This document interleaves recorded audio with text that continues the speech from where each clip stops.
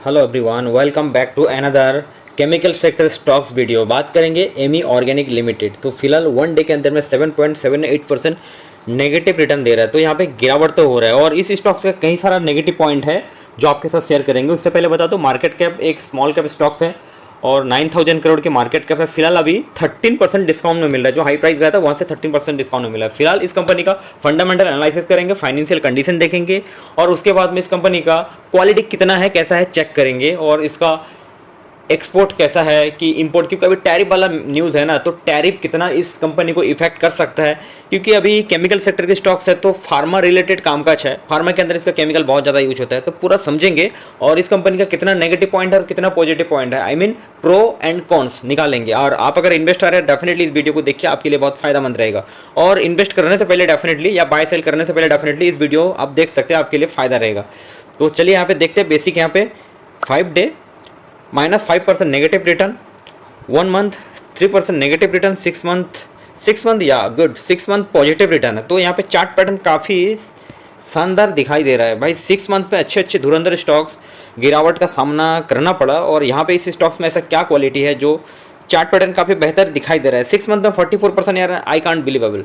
Next समझते हैं year to date 11% positive return, good. 1 year 101%, यार काफ़ी अच्छा रिटर्न दिया। इस स्टॉक से मुझे इतना ज़्यादा गिरावट नहीं दिख रहा है और चार्ट पैटर्न से यहाँ पे समझ में आ रहा है चार्ट पैटर्न कितना शानदार है। आप देखिए, मतलब धीरे धीरे यहाँ पे ग्रो कर रहा है। कि ऐसा नहीं कि वारी रिनोवेल की तरह ऐसा आया, यहाँ पे ऐसा हुआ, फिर यहाँ पे बैक टू बैक गिरता रहा, वही स्टेज में आ गए। लेकिन इस स्टॉक्स में यहाँ पे क्या है कि धीरे धीरे जा रहा है। हाँ ठीक है, वॉलीटिलिटी स्टॉक मार्केट में क्या होता है कि आपको डायरेक्टली चार्ट पैटर्न आपको ऐसा नहीं मिलेगा। कैसा कि बिल्कुल स्ट्रेटली नहीं मिलेगा यार। अगर कोई स्टॉक एक महीने में अगर मान लीजिए यहाँ पे अगर थोड़ा सा हाई में जाता है तो भाई प्रॉफिट बुकिंग भी यहाँ पे आएगा, फिर थोड़ा सा हाई में जाएगा, फिर थोड़ा सा प्रॉफिट बुकिंग आएगा, फिर थोड़ा सा हाई जाएगा। तो इस तरीके से स्टॉक मार्केट चलता है यार। ऐसे चार्ट पैटर्न अगर मुझे कहीं पे शो होता है ना, डेफिनेटली मैं उस टाइप का कंपनी में इन्वेस्ट करना पसंद करता हूँ। हाँ, इसका ये मतलब नहीं है मैं खाली चार्ट पैटर्न देख के इन्वेस्ट करता हूँ, ऐसा नहीं है। साथ साथ और सारी चीज़ें यहाँ पे देखना पड़ता है, जैसे कि मैं वीडियो में बेसिक सिंपल सारी चीज़ें मैं देखता हूँ। तो चलिए यहाँ पे समझते हैं। 1 ईयर में तो अच्छा है, 5 ईयर में देखते हैं। 5 ईयर में 91% रिटर्न। तो यहाँ पे समझते हैं स्टॉक मार्केट में लिस्ट कब हुआ। और स्टॉक मार्केट में NSE एंड BSE दोनों स्टॉक एक्सचेंज में लिस्ट है और स्टॉक मार्केट में यहाँ पे लिस्ट हुआ 17 सितंबर 2021। तो यहाँ पे ज़्यादा टाइम नहीं हुआ, मतलब 2021 आप बोल सकते हो। 2021 में यहाँ पे मार्केट में लिस्ट हुआ। तो यहाँ से चार्ट पैटर्न ठीक है, थोड़ा सा मतलब धीरे धीरे चलने वाली कंपनी है। लेकिन इस कंपनी में कितना दम है। लेकिन यहाँ पे सबसे एक मेन नेगेटिव पॉइंट बता दूँ कि इसका प्रोमोटर होल्डिंग है ना, मुझे सबसे बड़ा नेगेटिव लगा। क्यों? क्योंकि इसका प्रोमोटर होल्डिंग यहाँ पे कितना है 36%। और यहाँ पे अभी बैक टू बैक कुछ साल से प्रोमोटर उसका हिस्सेदारी बेच रहा है। लेकिन भाई इसका पॉजिटिव पॉइंट ये है कि FID है यहाँ पे होल्डिंग इंक्रीज कर रहा है। तो भाई कितना क्वालिटी है, चलिए यहाँ पे देखते हैं। एमी ऑर्गेनिक का यहाँ पे देखते हैं, बेसिक अबाउट देखते हैं। Ami organic limited is one of the leading research and development driven manufacturers of speciality chemical. आप समझ सकते हैं कि यहाँ पे लीडिंग है। The company is the manufacturer different type of यानी कि जो क्या बोलते हैं उसको, API for new chemical enterprise and material for the agrochemical and fine chemical। तो चलिए समझते हैं आगे। बिजनेस सेगमेंट आप अगर देखेंगे ना तो फार्मा इंटीग्रेटेड बिजनेस है 76%। तो मतलब फार्मा के अंदर 76% जो इंटीग्रेटेड बिजनेस है। और नेक्स्ट स्पेशलिटी केमिकल है ना तो 24% है। तो यहाँ पे 2 सेगमेंट आपको क्लियर हो गया। अभी समझते हैं जो एमी ऑर्गेनिक है, अभी इसका शेयर प्राइस है, किस कंडीशन में क्या है, अभी सब कुछ समझते हैं। तो फिलहाल अभी मार्केट कैप है 9,000 करोड़ की, आप बोल सकते हैं। ठीक है, स्टॉक्स अभी इतना ज़्यादा डिस्काउंट में नहीं दे रहा है, ओनली 13%, डाउन फ्रॉम 52 एक हाई 13%। तो स्टॉक इतना ज़्यादा गिरावट नहीं हुआ। अभी जो टैरिफ, ये GDP और ऊपर से फॉरेन इन्वेस्टर दबा के पैसा निकाल रहे थे, तो यहाँ पे इस स्टॉक्स में इतना ज़्यादा इंपैक्ट यहाँ पे दिखाई नहीं दे रहा है। तो चलिए समझते हैं नेक्स्ट। अभी कंपनी का स्टॉक पी यानी कि प्राइस टू अर्निंग रेशो 77 है। कंपेयर करते हैं इंडस्ट्री पी के साथ में, तो इंडस्ट्री पी 25 है। तो भाई स्टॉक अभी फिलहाल अभी ओवर वैल्यूड जोन में है। तो अभी जो फिलहाल टैरिफ फाइनली अभी जो लग चुका है, लेकिन अभी फार्मा में नहीं लगा है। यानी कि मैं बता दूं जो फार्मा रिलेटेड है उसके ऊपर नहीं लगा है। तो चलिए देखते हैं कि इस कंपनी के ऊपर कितना इंपैक्ट हो सकता है, कितना इस कंपनी एक्सपोर्ट करता है, कितना एक्सपोर्ट से रेवेन्यू जनरेट होता है, सब कुछ समझेंगे इस कंपनी में। तो नेक्स्ट समझते हैं year on year sales growth देखते हैं 36%। ठीक है, एक डिसेंट है। और प्रॉफिट ग्रोथ 70%, बहुत बेहतरीन है। क्यों इतना सेल्स ग्रोथ के कंपेयर में प्रॉफिट ग्रोथ यहाँ पे ज़्यादा बड़ा है, तो समझते हैं यहाँ पे ऑपरेटिंग प्रॉफिट मार्जिन। तो ऑपरेटिंग प्रॉफिट मार्जिन 20% है और ठीक है, एक डिसेंट है। और अभी लेटेस्ट क्वार्टर में रिजल्ट काफ़ी अच्छा आया था, यानी कि मैं Q3 के रिजल्ट की बात कर रहा हूँ। और लेटेस्ट क्वार्टर का ओपीएम लेटेस्ट क्वार्टर देखेंगे 25%, यानी कि ओपीएम लेटेस्ट क्वार्टर का ऑपरेटिंग प्रॉफिट मार्जिन 25%, जो पहले से काफ़ी बेहतर दे दिया। तो चलिए यहाँ पे अभी year on year and on quarter operating profit margin देखते हैं, जो बहुत इंपॉर्टेंट होता है किसी भी कंपनी के लिए, और अच्छा कंपनी का एक निशानी वहाँ से पता चलता है। तो यहाँ पे प्रॉफिट एंड लॉस में ईयर ऑन ईयर आप देख सकते हैं, मार्च टू मार्च में यहाँ पे ऑपरेटिंग प्रॉफिट मार्जिन समझते हैं। देखो, आपको अगर कोई कंपनी कोई बैंक लोन देता है तो आपको 3 साल 5 साल का आईटीआर रिटर्न फाइल चेक करता है। क्यों? क्योंकि आपका इनकम क्वालिटी चेक कर लेता है, उसके बेस में आपकी औकात का पता लगा लेता है, फिर उसके बेस में लोन देता है। तो भाई स्टॉक मार्केट में इन्वेस्ट करने से पहले से किसी भी कंपनी में तो एक इंपॉर्टेंट पॉइंट हो जाता है ऑपरेटिंग प्रॉफिट मार्जिन, तो कंपनी का क्वालिटी पता चलता है। तो चलिए यहाँ पे चेक करते हैं 14% 2017 में, और यहाँ पे कंसिस्टेंसी मेंटेन कर रखा है, और यहाँ पे ऑपरेटिंग प्रॉफिट मार्जिन पहले से यहाँ पे काफ़ी बढ़ चुका है, मतलब 14% से लेकर 21% आ चुका है।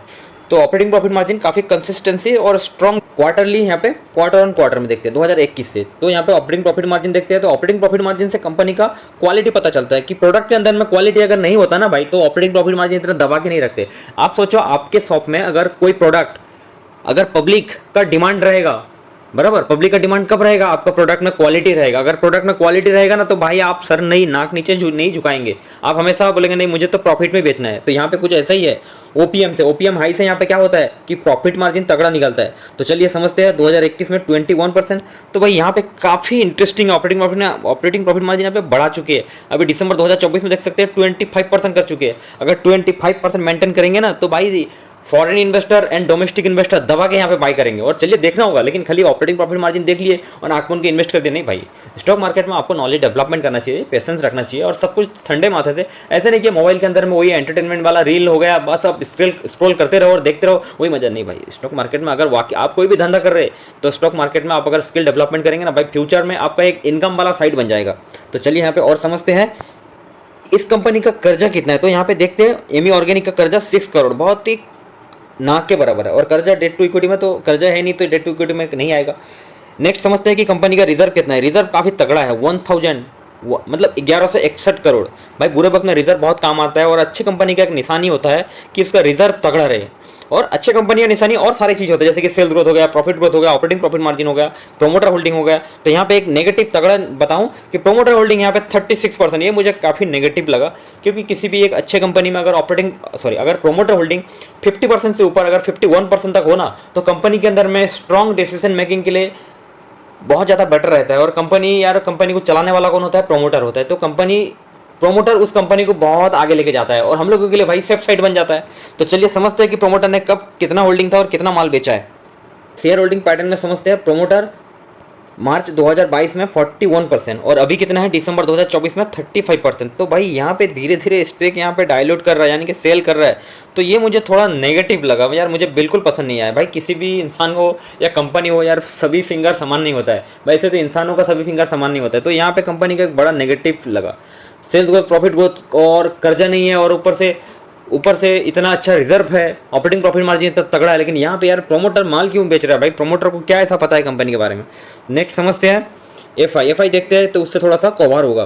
पहले मार्च 2022 में 2.23% का स्टेक था, और अभी कितना है? अभी 15.52%। ओह माय गॉड, मतलब 2%, 2.5% से भाई स्टेक यहाँ पे 15, 15.5% यहाँ पे स्टेक बढ़ा चुके हैं। भाई क्या है ऐसा क्वालिटी जो प्रोमोटर को, ऐसा कौन सा चश्मे में दिख गया जो प्रोमोटर इतना हिस्सेदारी बढ़ा चुके हैं? नेक्स्ट समझते हैं डोमेस्टिक इन्वेस्टर भी यार बहुत स्मार्ट होशियार रहते हैं। तो बुरा होने से पहले ही निकल जाते हैं। तो यहाँ पे 2022 में 5.63% स्टेक था, और अभी कितना है? 20%। ओहो हो, वेरी इंटरेस्टिंग, काफ़ी पॉजिटिव दिखाई दे रहा है। और स्टेक डोमेस्टिक इन्वेस्टर काफ़ी स्टेक यहाँ पे बढ़ा चुके हैं, धीरे धीरे ही बढ़ाया, ऐसा नहीं कि बल्क में एक बार में बढ़ाया। तो प्रीवियस क्वार्टर से भी यहाँ पे स्टेक बढ़ाया, और फॉरेन इन्वेस्टर ने भी प्रीवियस क्वार्टर में 30.87% था, और वहाँ से 15% कर चुके हैं। तो भाई क्या ऐसा है जो फॉरेन इन्वेस्टर डोमेस्टिक इन्वेस्टर दबा के माल खरीदा है? और साथ में गवर्नमेंट यहाँ पे थोड़ा बहुत स्टेक यहाँ पे ऐड किए है। तो पब्लिक होल्डिंग इतना ज़्यादा मैटर नहीं करता। अगर पब्लिक होल्डिंग सारा उल्टा होता है कि प्रोमोटर माल बेच रहा है, फॉरेन इन्वेस्टर माल बेच रहा है, और डोमेस्टिक इन्वेस्टर माल बेच रहा है, और सारा माल चिपक रहा है, यानी कि खरीद रहा है पब्लिक, तो भाई उस स्टॉक से निकल जाना। ऐसे डेंजर स्टॉक्स में जहाँ पे पब्लिक प्रोमोटर बन रहा है, तो वहाँ से पहला फुर्सत में कट लेने का। तो यहाँ पे शेयर होल्डिंग पैटर्न काफी तगड़ा निकल के आ रहा है। लेकिन यार वही प्रोमोटर होल्डिंग सब इतना अच्छा है, तो प्रोमोटर क्यों माल बेच रहा है? कि प्रोमोटर को यहाँ पे पैसा नहीं कमाना है क्या, या कंपनी पसंद नहीं है? मेरा ये रीजन यार क्लियर कर दो, कमेंट्स करके इस मैटर को क्लियर कर दो।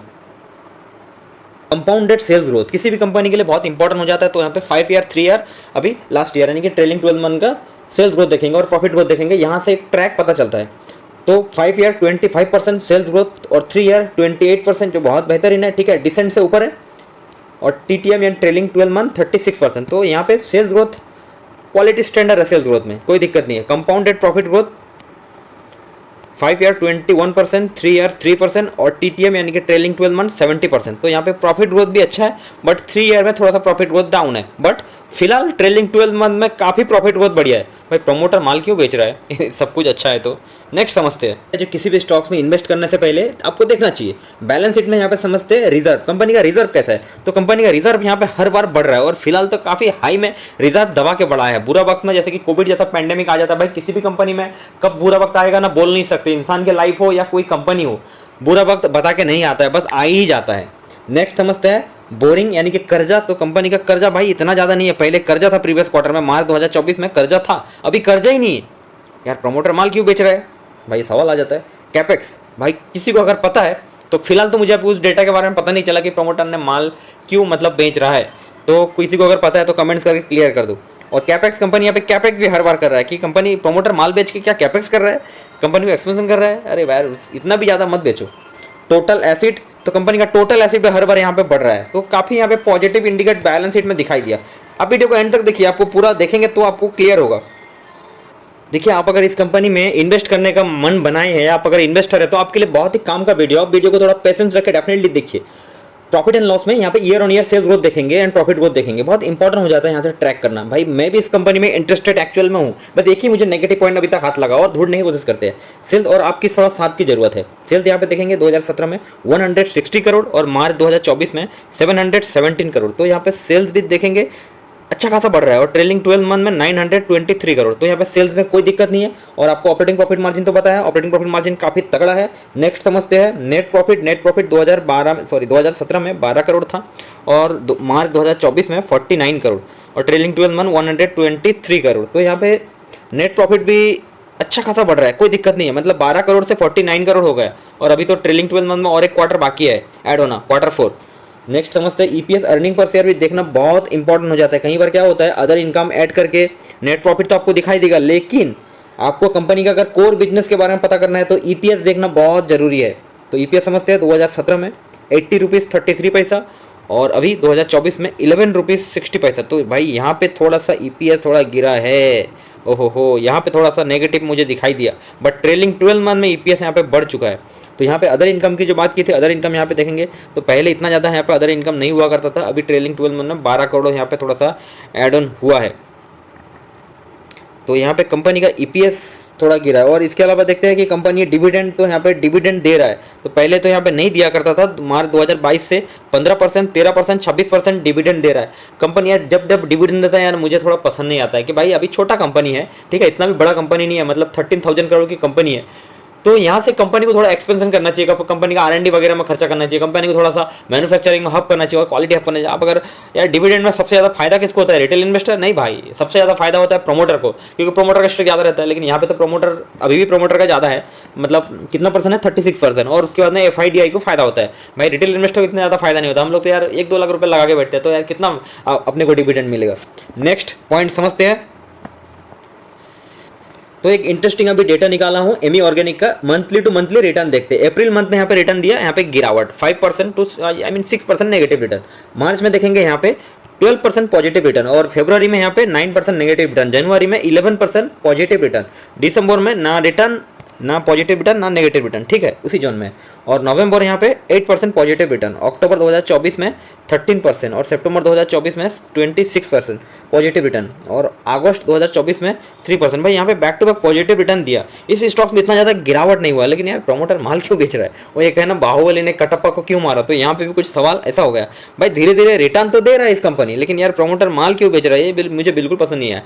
और अगर प्रमोटर माल बेच रहा है, कंपनी में अगर उतना बुरा प्रॉब्लम है, बैड न्यूज़ है, तो FIDI इतना दबा के स्टेक क्यों बढ़ा रहा है? भाई किसी को पता है तो एक बार कमेंट्स करके क्लियर कर दो, नहीं तो मैं डेफिनेटली इस वीडियो खत्म होने के बाद में मैं रिसर्च जरूर करूँगा। मुझे इस कंपनी बहुत पसंद आया मुझे। और मेरा पैसा अगर यहाँ पे इन्वेस्ट रहेगा तो थोड़ा सेफ रहेगा, मुझे ऐसा पर्सनली महसूस हो रहा है। नेक्स्ट समझते हैं कि भाई यहाँ पे देखो बैक टू बैक ग्रीन ही ग्रीन है, और यहाँ पे थोड़ा सा रेड है, लेकिन यहाँ पे मंथली टू मंथली देखेंगे भाई काफ़ी हरियाली हरियाली है। मैंने एक साल का पी रेशो का चार्ट ओपन किया हूँ, तो एक साल का जो मीडियम पी है ना वो निकल के आ रहा है कितना 78। तो उसके कंपेयर में यहाँ देखो एक बार नीचे आया था, तो एक बार नीचे आया था ना तुरंत स्मार्ट इन्वेस्टर ने दबा के यहाँ पे बाई की भाई। यहाँ पे तो FIDI तो दबा के ही माल खरीद रहा है, तो FIDI नहीं खरीदा होगा।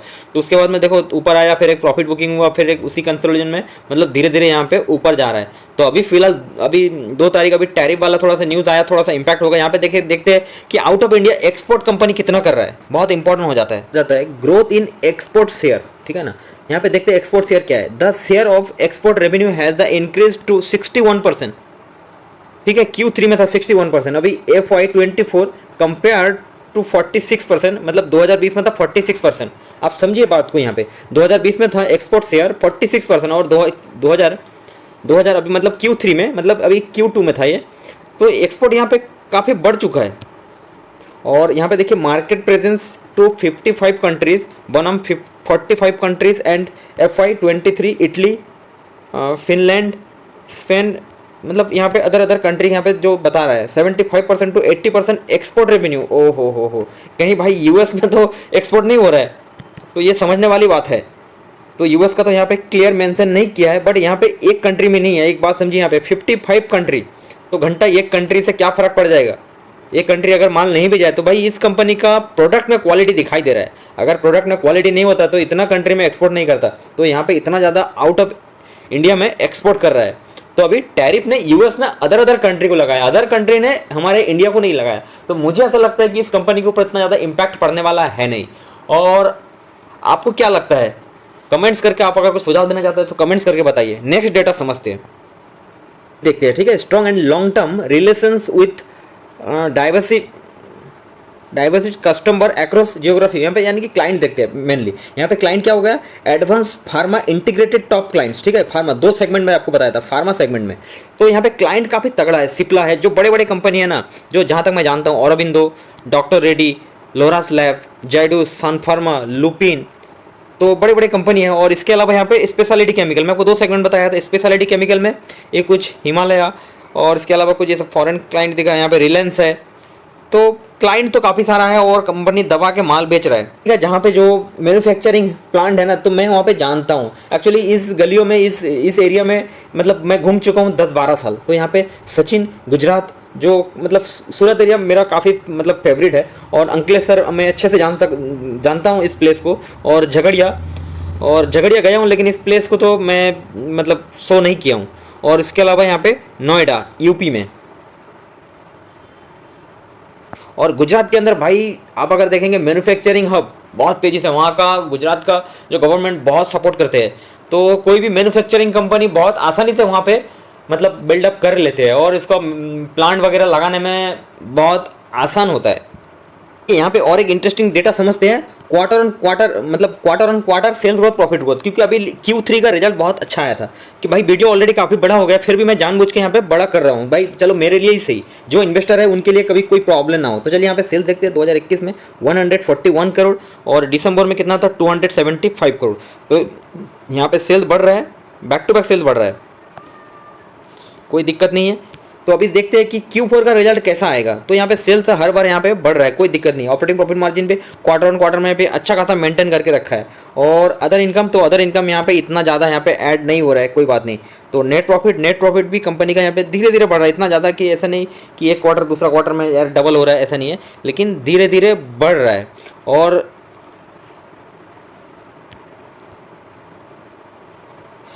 चलिए ठीक है, अब वीडियो को समाप्त करते हैं। Thank you so much watching this video. और आपको वीडियो कैसा लगा आप कमेंट करके बताइए, और थोड़ा सा लंबा हो गया उसके लिए माफ़ी चाहता हूँ। और स्टॉक मार्केट में पेशेंस चाहिए भाई, ये रियलिटी है, और नॉलेज बढ़ाना चाहिए। आप कोई भी धंधा कर रहे हैं, मैं भी एक टाइम में स्टॉक मार्केट में क्या करता था, मोबाइल ओपन करता था और वहाँ से स्क्रॉल करता था, कोई भी स्टॉक बाय कर लेता था। लेकिन अब मैं ऐसा नहीं करता हूँ। किसी भी स्टॉक्स बाय करने से पहले मैं डेफिनेटली 2-3 दिन में रिसर्च करता हूँ, या 2-3 दिन, कहीं बार तो मैं 1 हफ्ता भी ले लेता हूँ, कोई स्टॉक्स में 1 महीना भी ले लेता हूँ भाई, ले लेता हूँ। और एक स्टॉक्स में बल्क में बिल्कुल भी नहीं करता हूँ, कुछ क्वांटिटी खरीदता हूँ, फिर वेट एंड वॉच करता हूँ, रिसर्च करता हूँ, फिर थोड़ा क्वांटिटी खरीदता हूँ, और अगर 1 महीना में कुछ ज़्यादा रिटर्न देते मैं कुछ अमाउंट प्रॉफिट बुकिंग करके साइड में रहता हूँ। मुझे लगता है कि स्टॉक्स ओवर वैल्यूड हो गया और शॉर्ट टर्म में सेल्स ग्रोथ प्रॉफिट ग्रोथ के कंपेयर में रिटर्न ज़्यादा दे दिया तो मैं वहाँ से प्रॉफिट बुकिंग करके थोड़ा साइड में रखता हूँ। वेट एंड वॉच करता हूँ, पेशेंस रखता हूँ कि जज्बाती में आके बिल्कुल भी खरीद नहीं लेता हूँ, समझदारी से खरीदता हूँ। तो स्टॉक मार्केट में मैं अभी कुछ साल से प्रॉफिट में हूँ, डेफिनेटली प्रॉफिट में हूँ, लेकिन फिलहाल भाई थोड़ा सा पोर्टफोलियो थोड़ा प्रॉफिट में था लेकिन थोड़ा सा नीचे गया है, रियलिटी है, एक्सेप्ट कर रहा हूँ, थोड़ा सा फटा हुआ है मेरा भी, लेकिन मैं इस गिरावट में थोड़ा दबा के खरीदना चाहता हूँ, लेकिन बल्क में नहीं। जैसे जैसे मार्केट का कंडीशन बदल रहा है थोड़ा करके जितना मैं डाइजेस्ट कर पा रहा हूँ, जितना मेरे अंदर कैपेबिलिटी है, मैं उस तरीके से खरीदना चाहता हूँ। और आप कैसे खरीदना चाहते हैं, आपका क्या विचार है, कमेंट्स करके बता सकते हो। वीडियो अच्छा लगे तो बताइए और बुरा लगे तो भी बताइए, मैं वीडियो को और बेहतर करने का कोशिश करूँगा ताकि आपका टाइम मेरे वजह से खराब ना हो, मेरा इस वीडियो से आपका टाइम अच्छा हो और आपको क्वालिटी कंटेंट मिले और आपके लिए फ़ायदा हो, यही मेरा मकसद है। थैंक यू सो मच, मिलते हैं फिर नेक्स्ट वीडियो में। Thank you, good bye.